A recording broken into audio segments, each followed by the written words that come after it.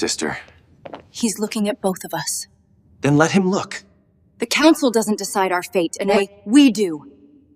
The great hall of the Aetheris Council smelled of burned starlight and old decisions. Marcus Hale had been standing in the center of that enormous domed chamber for what felt like hours.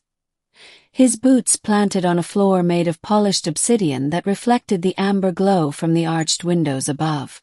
Around him, in perfect silence, stood dozens of green-skinned Aetheris guards, tall, expressionless, watching him like statues that had learned how to breathe. He was the only human in the room. That fact hadn't stopped being terrifying. 2 days ago, Marcus had been a geologist on a deep space survey mission. His crew had made first contact with the Aetheris civilization, an ancient, highly advanced alien species whose population had been devastated by a genetic collapse 3 generations ago. Their numbers were dwindling. Their bloodlines were narrowing. And somehow, impossibly, human DNA carried the exact biological key they needed to reintroduce genetic diversity.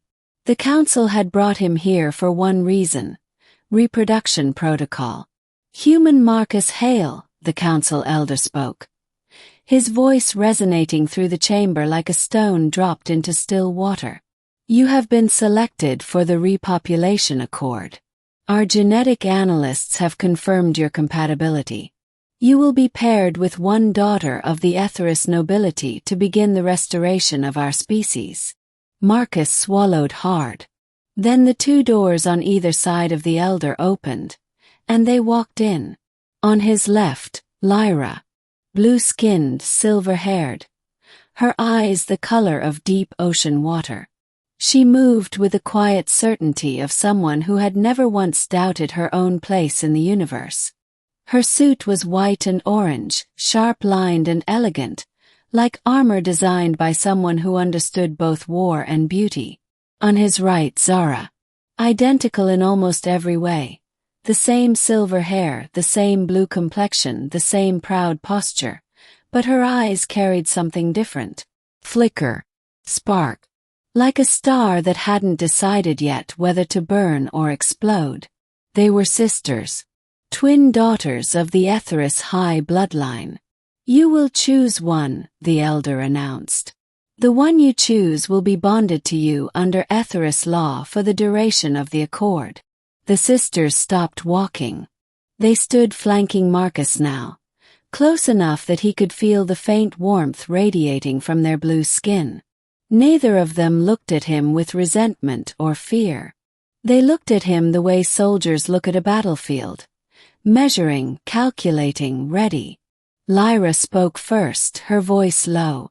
You don't have to be afraid of us, Zara added without turning her head. But you probably should be afraid of them. She nodded subtly toward the Council. Marcus almost laughed. He caught himself. He looked from Lyra to Zara, then back to Lyra, then up at the elder. What happens, Marcus said carefully, to the one I don't choose? Silence dropped over the chamber like a curtain. The elder's expression didn't change. She returns to civilian service. Her bloodline is archived. She will not participate in the accord. Archived, Marcus repeated. You mean she loses her chance entirely? That is correct. Marcus turned slowly and looked at both sisters again. Lyra's jaw was tight. Zara's fingers had curled into a loose fist at her side, the only sign that either of them felt anything about what was being decided for them in this room. Something hard settled in Marcus's chest.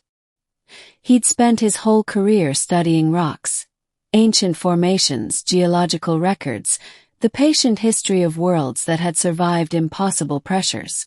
He understood what happened when a species lost too much diversity too fast. He'd seen it in fossil records. Extinction didn't announce itself. It crept in quietly, dressed up as order and protocol and the word archived. I choose both, Marcus said. The chamber erupted. Every guard shifted. The green-skinned figures lining the walls stepped forward half a pace. The council elder rose slowly from his seat, his robes falling around him like storm clouds.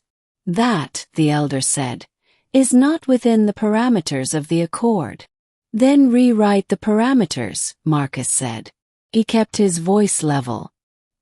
He'd faced geological pressure events that could crush a shuttle. He wasn't going to flinch in front of a committee. You brought me here because human DNA is the key to saving your species. I didn't ask to be here. I didn't agree to your rules before I understood them. I'm agreeing now, but my condition is that both sisters are included. You are a single human male, the elder said, his tone sharpening. The biological output will be doubled, Marcus interrupted. You want genetic diversity. Then doubling the participating bloodline literally doubles your outcome. That's not sentiment. That's math. A long silence followed. Beside him, so quietly only he could hear it, Zara exhaled. A sound like someone who had been holding their breath for a very long time. Lyra didn't move. But her hand, blue, long-fingered, steady, found Marcus's forearm. Not romantically. Like a soldier acknowledging an ally. The elder looked at the two sisters. Then at Marcus. Something shifted in the old alien's face. Not warmth exactly, but a recalibration. The look of a person encountering a variable they hadn't programmed for. The council will deliberate, the elder said at last. They deliberated for 6 hours. Marcus waited in a side chamber with Lyra and Zara. They didn't speak much at first. Zara sat cross-legged on the floor and dismantled a small piece of tech from her wrist bracelet, apparently just to have something to do with her hands. Lyra stood at the window and watched the twin moons of the Aetheris homeworld rise above the horizon.